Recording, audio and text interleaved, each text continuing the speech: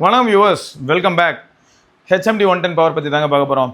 So இந்த device வந்து எப்படின்னா ஹெச்எம்டி ரீசெண்ட் ட்ரெண்டில் நீங்கள் பார்த்துருக்கலாம், பட்டன் ஃபோன்ஸ் அண்ட் டம் ஃபோன்ஸ் அப்படின்னு சொல்லிட்டு ஸ்மார்ட் ஃபோன் அடிக்ஷன்லேருந்து உங்கள் எல்லாரையும் காப்பாற்றுறதுக்காக நாங்கள் ஃபோன் ரிலீஸ் பண்ணிகிட்டு இருக்கோம் அப்படின்னு சொன்னாங்க.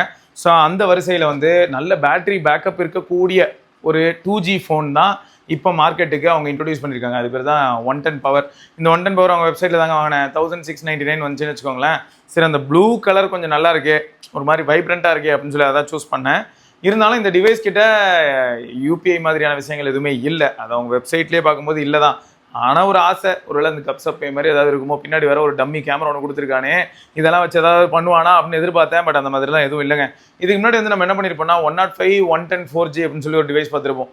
அதில் வந்து இந்த மாதிரியான யூபிஐ விஷயங்கள்லாம் உண்டு. அண்ட் எஸ்எம்எஸ் வழியாக ட்ரான்சாக்ஷன் இந்த மாதிரியான மாடல்ஸ்லாம் கூட நம்ம பார்த்துருப்போம். பட் இதில் அந்த மாதிரி எந்த ஃபீச்சர்ஸுமே இல்லை.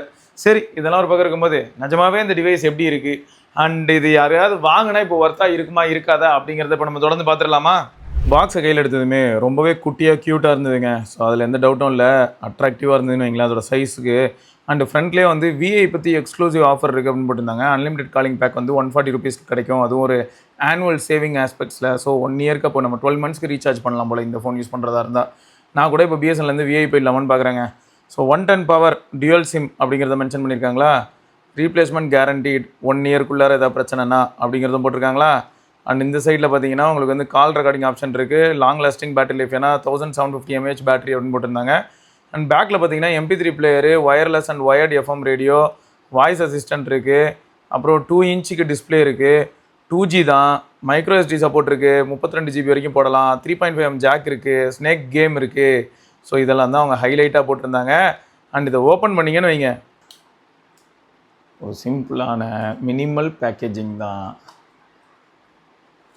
உள்ள ஹெச்எம்டி டிவைஸ் இருக்க போகுது. ஓகேயா. அப்புறம் ஒரு 1750 mAh பேட்ரி, ஒரு சார்ஜர், மைக்ரோ USB சார்ஜர் கொடுத்துருக்காங்கங்க. இதில் நோக்கியா அப்படிங்கிற பிராண்டிங் இருக்குது. 2.75 வாட்டுங்க. ரொம்ப அதர பழைய அதே வாட்டேஜ் சார்ஜர் தான். பொறுமையாக சார்ஜரும். ஆனால் என்ன, பேட்டரி அவ்வளோ ஈஸியாக ட்ரெயின் ஆக வாய்ப்பே கிடையாது. பார்த்தீங்களா, இதுதான் நோக்கியாவோட கரண்ட் ஜென் சார்ஜர். சார்ஜரோட சைஸை பார்த்துக்கோங்க. ஸோ இதுதான் மொத்தமாக சார்ஜரோட லென்த்து.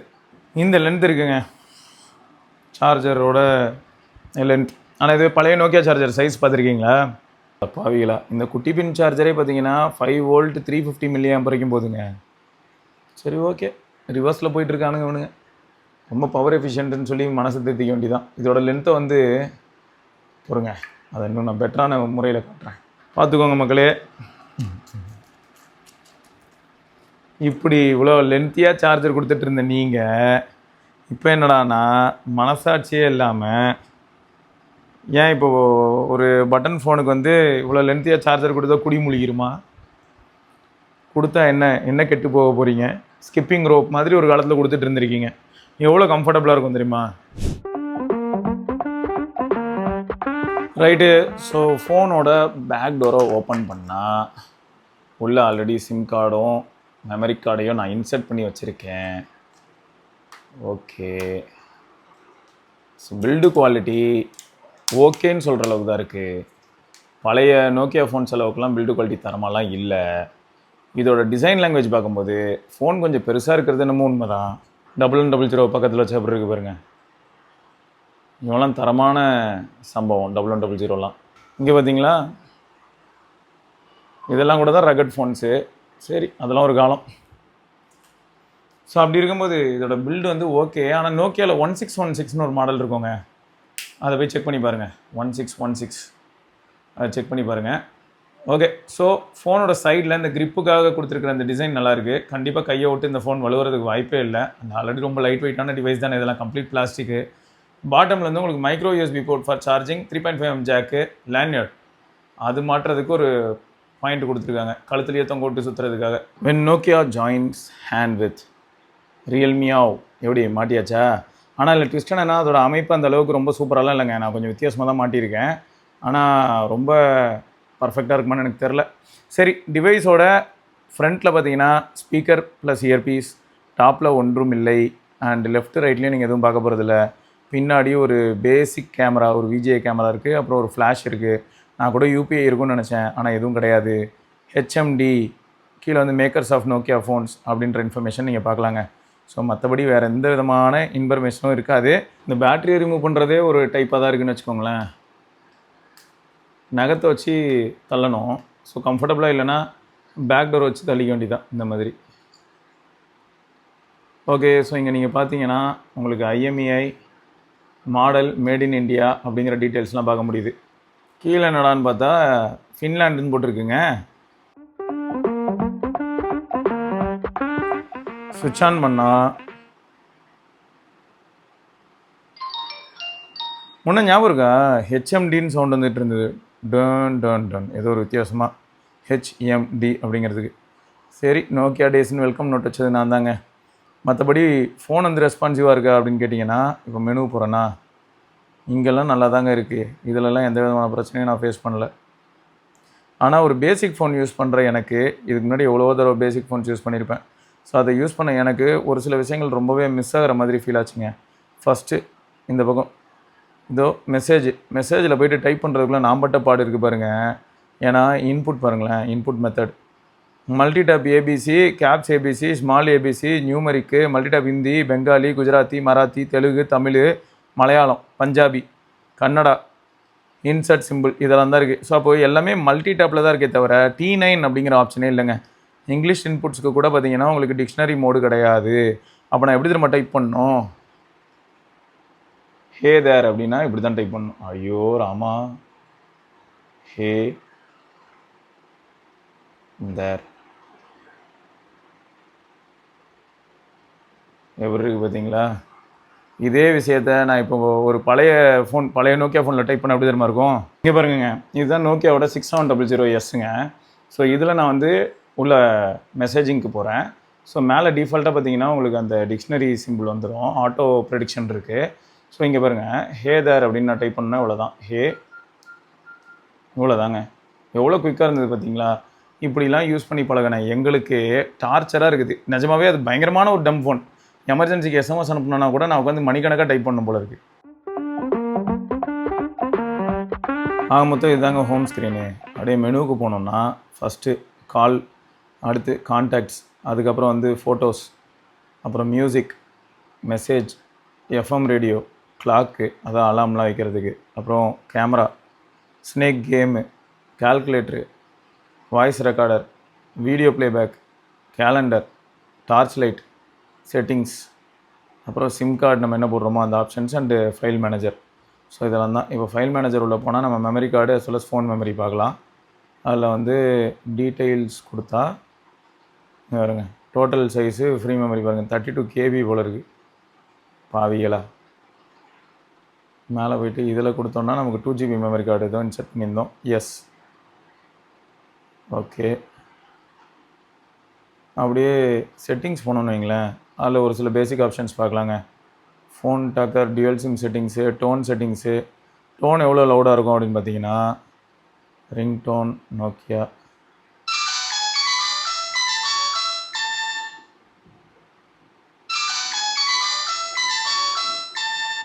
செம்ம லவுடு. ஆனால் ட்விஸ்ட் என்னென்னா கிளாரிட்டி கம்மி. சரியா? வால்யூம் பொறுத்த வரைக்கும் 7 levels ஆஃப் வால்யூம் இருக்குது.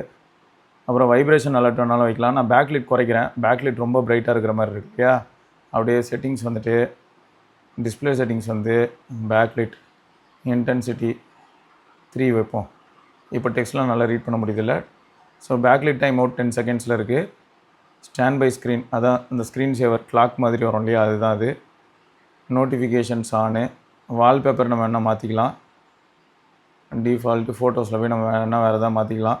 டிஃபால்ட் வந்து சிஸ்டமோட வரக்கூடிய வால்பேப்பர்ஸுங்க. இமேஜ் 1, இமேஜ் 2, இமேஜ் 3, இமேஜ் 4ன்னு ஒரு 5 இமேஜ் இருக்குது. இதை தவிர ப்ரொஃபைல் செட்டிங்ஸ், இதில் பர்சனலைஸ் போனால் முன்னெல்லாம் எவ்வளோ ஜாலியாக ஈஸியாக என்னென்னலாம் மாற்றுவோம். இப்போலாம் பெருசாக எதுவுமே நிறைய கஸ்டமைசேஷன் ஆப்ஷன்லாம் இல்லைங்க, கொஞ்சம் கடியாக தான் இருக்குது. டிஸ்பிளேலாம் மொத்தம் இதெல்லாம் தான் ஆப்ஷன்ஸு. டோனில் இதெல்லாம் தான் ஆப்ஷன்ஸ். ஒன்றுத்தையும் தனித்தனியாக நம்ம கண்ட்ரோல் பண்ணலாம். வார்னிங் வைப்ரேஷனாக இருக்கட்டும், கீபேட் டோன்ஸாக இருக்கட்டும், அதெல்லாம் கண்ட்ரோல் பண்ணலாம். இது தேவைன்னா ஃபேக்ட்ரி செட்டிங்ஸ் கொண்டு போகிறதுக்கு. கோ டு செட்டிங்ஸ் வந்து ஃப்ரண்டில் உங்களுக்கு ஹோம் ஸ்க்ரீன்லேயே ஷார்ட்கட்டுக்கு என்னெல்லாம் வேணும்னு சொல்லி செலக்ட் பண்ணிக்கலாம். ஃப்ளைட் மோடு, செக்யூரிட்டி, இதில் போனால் சிம் லாக் பண்ணுறது, ஃபோன் லாக் பண்ணுறது, சிம்லாம் யாரும் அந்த விஷயம் லாக் பண்ணிடாதீங்க. ஐயோ இதெல்லாம் எவ்வளோ அதிரப்பழசு இல்லை. அப்புறம் நார்மலாக ஃபோனை லாக் பண்ணுறதுக்கான பாஸ்கோடு, கீகார்டு செக்யூரிட்டி கோடு வேணால் ஆன் பண்ணிக்கலாம். அப்படி இல்லைனா வந்து ஆட்டோமேட்டிக் கீகார்டு நம்ம யூஸ் பண்ணிக்கலாம். ஸோ நம்ம யூஸ் பண்ணாத நேரத்தில் 30 செகண்டில் லாக் ஆகிற மாதிரி நான் வச்சுருக்கேன்.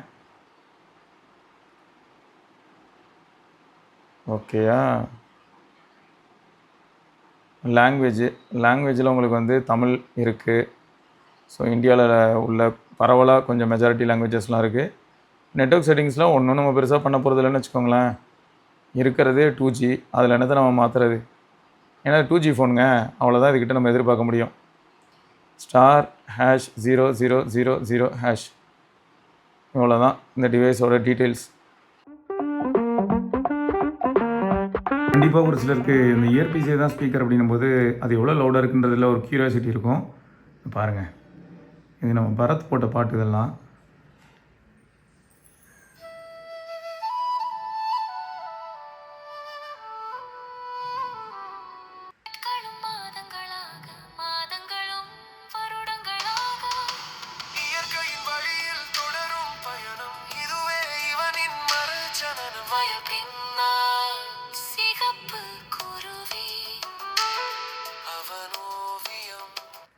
ஓகே. நான் இப்போ இப்படியே என்ன பண்ணுறேன், எஃப்எம் ரேடியோ, இதில் wireless as well as wired ரெண்டுமே உண்டு எஃப்எம்மில். ரைட்டா. ஸோ எஃப்எம் வந்து இப்போ கான்ஃபிகர் பண்ணியிருக்கேன். மேனுவலாக நான் வந்து சூரியன் எஃப்எம் சேனல் ப்ளேஸ் பண்ணியிருக்கேன். ஸ்பீக்கர் நான் ட்ரிகர் பண்ணேன்னு வைங்க. ஹெட்ஃபோன்ஸ் மாட்டியிருக்கிறனால குவாலிட்டி பெட்டராக இருக்குது. ரிசப்ஷன் ஆஸ்பெக்டில் சொல்கிறேன் பாருங்க. எங்கேயே அது ஸ்பீக்கரு ஆப்ஷன்,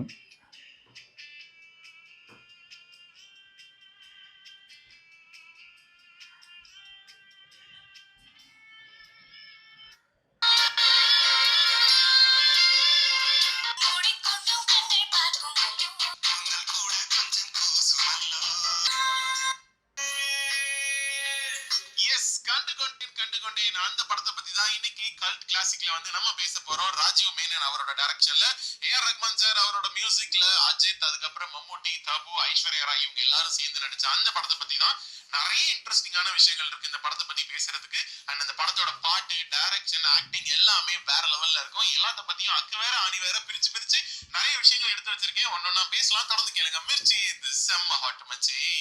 ரைட்டு. ஃபோனை விட ஐஎம் ரேட் அதிகம், அந்தளவுக்கு ஜோக்காக தான் இருக்குது. ஆனால் இதில் கனெக்ட் பண்ணியிருக்கும்போது எஃப்எம் எப்படி இருந்தது நீங்கள் பார்த்துருப்பீங்க. ஸ்பீக்கர் வந்து சில சமயங்களில் ரிங் டோனோ இல்லாட்டி நம்ம வச்சிருக்கக்கூடிய ஒரு சில ஆடியோ ட்ராக்ஸ் ப்ளே பண்ணும்போது எப்படி ப்ளே பண்ணுதோ அதை விட லவுடாக உங்களுக்கு எஃப்எம் லவுட் ஸ்பீக்கரில் செமையாக இருக்குது. அண்டு ஹெட்ஃபோன்ஸ் வழியாக லிசன் பண்ணும்போது மியூசிக் குவாலிட்டி பார்த்தீங்கன்னா ஐ எம் ஹாப்பி. இதுக்கு முன்னாடி நான் யூஸ் பண்ண ஒரு சில ஃபோன்ஸ்லாம் கம்பேர் பண்ணும்போது, அதாவது ஹெச்எம்டியோட பட்டன் ஃபோன்ஸ் யூஸ் பண்ணது கம்பேர் பண்ணும்போது, இது வந்து பார்த்திங்கன்னா சிசிஏ ஃபீனிக்ஸ் அப்படிங்கிற ஐஎம். ஸோ அதை கம்பேர் பண்ணும்போது இதில் வந்து பாட்டு கேட்குறதுக்கு நல்லா தான் இருக்குது. அதாவது குவாலிட்டி ஆஸ்பெக்ட்ஸில் பார்க்கும்போது, சப்போஸ் நான் நிறையா ட்ராக்ஸை வந்து என்னோடய மெமரி கார்டில் ஸ்டோர் பண்ணிட்டு நான் அதில் லிசன் பண்ணுறேன் அப்படின்னு எப்படி ப்ரோ இருக்கும் அப்படின்னு கேட்டிங்கன்னா, பாட்காஸ்ட்டாக இருந்தால் எந்த பிரச்சனையும் இல்லை. மியூசிக்காக இருந்தாலுமே நீங்கள் சாட்டிஸ்ஃபை ஆகிறதுக்கான பாசிபிலிட்டி இருக்குது. பட் நல்லா ஞாபகம் இருக்கட்டும், ஒரு என்ட்ரி லெவல், ஒரு ரொம்ப பேசிக்கான ஒரு பட்டன் ஃபோனில் நம்ம பாட்டு கேட்குறோங்கிறத மறந்துடாதீங்க. ஸோ வோக்கல்ஸ் நல்லா இருக்குது. அண்ட் ஓவரால் மியூசிக் எக்ஸ்பீரியன்ஸ் சீரியஸாக சொல்கிறதுக்கு முன்னாடி நான் யூஸ் பண்ண ஒரு சில ஹெச்எம்டி ஃபோன்ஸ்லாம் கம்பேர் பண்ணும்போது இதில் பரவாயில்ல, குட். பட் ஒரு ஆப்ஷனும் இல்லைங்க, ஒரு ஈக்குவலைசர் இந்த மாதிரியான விஷயங்கள் எதுவுமே நீங்கள் பார்க்க முடியாது. ரொம்பவே பேசிக்காகவும் ரொம்பவே நார்மலாக இருக்கும் ஒரு பேசிக்கான மியூசிக் பிளேயர். பட் ஒரு நல்ல விஷயம் என்ன தெரியுமா, ஹெச்எம்டி டச் 4G நம்ம ஒரு ஃபோன் பண்ணோம், ஞாபகம் இருக்கா, யூஸ் பண்ணோமே, டச் இருக்கிற மாதிரி. அதெல்லாம் கம்பேர் பண்ணும்போது இது ரொம்பவே ரெஸ்பான்சிவாகவும் ரொம்பவே நல்லாவும் இருக்குது. எப்படி சொல்கிறேன்னா, மல்டி டாஸ்கிங்கில் இப்போது மியூசிக் பிளேயர் விட்டு வெளில வரேன் அப்படியே நான் மெனு போகிறேன், வேறு ஒரு சில டாஸ்க் பண்ணுறேன் அப்படின்னும் போது எனக்கு வந்து ஃபோன் அப்படியே திக்கி திணறி கஷ்டப்பட்டு போகிற மாதிரிலாம் இல்லை. பட் அந்த டச் 4G நம்ம அதை எக்ஸ்பீரியன்ஸ் பண்ணோம். நியூ கேம், அதே ஸ்னேக், அதே மாதிரி பேசிக்காக இருக்குது, எதுவும் சொல்லிக்கிற மாதிரி இல்லை. சரிங்க. ஸோ மொத்தம் இந்த டிவைஸ் வந்து நிஜமாகவே பேட்ரி லைஃப் ஃப்ரெண்ட்லி அப்படின்னு சொல்லிட்டு போயிடலாம். பேட்ரி லைஃப்காக ஒரு பட்டன் ஃபோன். ஸோ வீட்டில் யாராவது வயசானவங்களாக இருந்தாங்கன்னா நல்ல பேட்ரி லைஃப் இருக்கிற மாதிரியான ஒரு டியூவல் சிம் பட்டன் ஃபோன் வேணும். எஃப்எம் லிசன் பண்ண முடியணும், ஒயர்லெஸில் லிசன் பண்ணணும், இல்லாட்டி ஒயர்டில் கூட லவுட் ஸ்பீக்கரில் நல்லா லவுடாக இருக்கணும், அண்டு ஃபோன் கால்ஸ் எல்லாமே எந்த பிரச்சனையும் இல்லாமல் இருக்கணும். அண்ட் முக்கியமாக ஃபோன் கால் ரெக்கார்டிங் இருந்தால் இன்னும் நல்லாயிருக்கும். ஸோ இது எல்லாத்தையுமே திருப்திப்படுத்தக்கூடிய விதத்தில் அமைஞ்சிருக்கக்கூடிய ஒரு டிவைஸ் தான் இது. இதில் நம்ம இப்போ முக்கியமான ஒரு விஷயத்தை பார்த்துக்குவோம். செட்டிங்ஸ் போனால் மெமரி ஸ்டேட்டஸ் பார்க்க முடியும். ஸோ சிம் கார்டில் 500 கான்டாக்ட் வைக்கலாம், ஃபோனில் வந்து உங்களுக்கு 1000 கான்டாக்ட் வைக்கலாம். இதுதான் மெமரி. 1500 கான்டாக்ட் வரைக்கும் சிம் கார்டோட சேர்த்து வச்சு யூஸ் பண்ணுறதா இருந்தால், அப்படி இல்லைனா 1000 கான்டாக்ட். அண்டு கான்டாக்டை இம்போர்ட்டும் பண்ண முடியும். பட் எவ்வளோ கான்டாக்ட் தான் நான் எக்ஸ்போர்ட் பண்ணி இம்போர்ட் பண்ணுறதுன்னு தெரில. ஏன்னா நம்ம கூகுளில் போய்ட்டு நீங்கள் என்ன பண்ண முடியும்னா உங்களோட கூகுள் கான்டாக்ட்ஸ் எல்லாத்தையும் எக்ஸ்போர்ட் பண்ணி அதை வந்து நீங்கள் இங்கே இம்போர்ட் பண்ணலாம். ஆனால் அது உங்கள்கிட்ட எவ்வளோ கான்டாக்ட் இருக்குங்கிறத பொறுத்து இருக்குது. 500 கான்டாக்ட்னா ஓகே, 3000 கான்டாக்ட்லாம் வச்சுருந்தா என்ன ஆகும்? பாதி வரும் பாதி வராது. அது செட் ஆகாது, ஞாபகம் வச்சுக்கோங்க. ஸோ மற்றபடி ஒரு பேட்ரி பேக்கப் ஆஸ்பெக்டில் ட்ராவல் அப்போ எனக்கு ஒரு செகண்டரி ஃபோன் ப்ரோ, ஜஸ்ட் ஒரு சிம் கார்டு ஃபார் கால்ஸ் மட்டும் அப்படின்னு யூஸ் பண்ணுற ஐடியாவில் நீங்கள் இருக்கீங்கன்னா தாராளமாக இதுக்கு போகலாம். அண்ட் நானே இப்போ பிஎஸ்என்எல்லேருந்து விஐ போய் ட்ரை பண்ணலாமான்னு யோசிச்சுட்டு இருக்கேன். நீங்கள் என்ன நினைக்கிறீங்க? பிஎஸ்என்எல்லேருந்து விஐ போகிறது ஓகேயா? ஏன்னா 2G ஒன்லி ஃபோனுங்க இது. பிஎஸ்என்எல் 2G 2 நாள் எங்கள் ஏரியாவில் செத்து கிடந்ததுன்னா பாருங்களேன், சிக்னலே இல்லாமல் இருந்ததுங்க 2 நாள். ரைட்டு நண்பர்களே, இந்த ஃபோனை பற்றி உங்களுக்கு ஏதாவது சந்தேகங்கள் இருந்தால் மறக்காமல் கீழே கமெண்ட்டில் கேளுங்க. இதை தொடர்ந்து நம்ம இன்னொரு பதிவில் சந்திப்போம். அது வரைக்கும் விடைபெற்றுக் கொள்வது சிவபரணி. ரெஸ்பான்சிவாக இருக்கக்கூடிய ஒரு பட்டன் ஃபோன் ஃப்ரம் ஹெச்எம்டி அப்படின்னு சொல்லாமே தவிர பழைய நோக்கியா அளவுக்கெல்லாம் வேறு லெவல் அப்படின்னு சொல்கிற அளவுக்குலாம் இல்லை. பேசிக்காக T9 கூட இல்லை. ஸோ டைப் பண்ணுறது கூட ஒரு பெரிய பெயின்ஃபுல்லான விஷயமா அமைகிறதுக்கான வாய்ப்பு இருக்குது. ஒரு பக்கம் ஸ்பெல்லிங் தெரியலன்னா டைப் பண்ண முடியாதுன்றதை நினைக்கும் போது எப்படி இருக்குன்னா, இப்போ ஸ்பெல்லிங் எல்லாருமே நல்லா தெரிஞ்சுப்பாங்கன்னு சொல்லலாமா? பட் தெரில, T9 இருக்கும்போது எப்படி இருந்ததுன்னா ஓரளவுக்கு ஆட்டோ ப்ரொடெக்ஷன் இந்த மாதிரியான விஷயங்கள். அண்ட் நமக்கு காம்ப்ளிகேட்டடான ஸ்பெல்லிங்ஸ் எல்லாமே நம்ம என்ன பண்ணுவோம்னா டிக்ஷனரியில் சேவ் பண்ணி வச்சு யூஸ் பண்ணுவோம். இதில் எதுவுமே கிடையாது. ரைட்டுங்க. அண்ட் ஸ்பீட் டயல் இந்த மாதிரியான விஷயங்கள்லாம் இருக்குது. நீங்கள் வந்து இப்போது பட்டன் 2க்கு நீங்கள் என்ன கான்டாக்டை அசைன் பண்ணுறீங்க, பட்டன் 3க்கு என்ன கான்டாக்ட் அசைன் பண்ணுறீங்க, இந்த மாதிரியான ஸ்பீட் டயல், இந்த மாதிரியான ஃபீச்சர்ஸ், டார்ச், இது எல்லாமே உங்களுக்கு எந்த பிரச்சனையும் இல்லாமல் பக்காவாக வேலை செய்யும். ஒரு போன கேமரா இருக்குது. அந்த கேமரா வந்து எவ்வளோ ஸ்லகிஷாக இருக்கும்னு உங்களுக்கே தெரியும். அதோட சாம்பிள்ஸ் ஒரு 2-3 அட்டாச் பண்ணுறேன், அதையும் பார்த்துக்கோங்க. மற்றபடி வேறு எதுவுமே இந்த ஃபோனில் எதிர்பார்த்துறாதீங்க. பார்க்கலாம் நண்பர்களே, இது தொடர்ந்து இன்னொரு பதிவில். அதற்கு விடைபெற்றுக் கொள்வது சிவபரணி. பை. பார்த்தீங்களா மொரட்டு கேமரா எப்படி இருக்கு? எங்கப்பா, ஆனால் இந்த ஃபோனில் ஃப்ளார் வர வச்சுருக்காங்கப்பா. லென்ஸை தொடச்சிட்டு தான் எடுக்கணும் போல். வீடியோ கேமரா வாவ், பார்த்தீங்களா? வீடியோ ரெக்கார்ட் பண்ணிக்கிட்டு இருக்காங்க, வேறு லெவலில் இருக்கா? ஏதோ ஒரு 20 வருஷம் முன்னாடி அந்த படத்தில் யாரோ வந்து ஒரு எவிடன்ஸ் கேப்சர் பண்ணுற மாதிரி இருக்குல்ல.